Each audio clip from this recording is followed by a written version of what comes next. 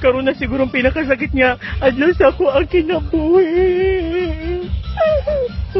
Dili ko dautan niya inahan, pero kailangan ako ning buhaton para sa ko ang mga anak. Gusto na ko sila mahatagan og maayong kinabuhi, pero dili na ako kaya. Ngano? Sakit kaayo. Magbabay sa ko sa akong mga anak, no, kay mong lakaw na gid sila, nak. Nak. Nak. Sawadik niya. Nak. Dili dautan nga inahan ang imong mama, nak.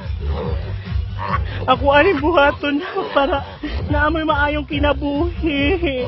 Ikaw ni bahala sa mga igsuon, nak.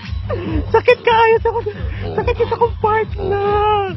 Grabe ako mga anak ko, nang hilak gid sila, no. Naa sila yung separation anxiety. Nak, pagtarong tao mag-eskwela dito, anak. Nak.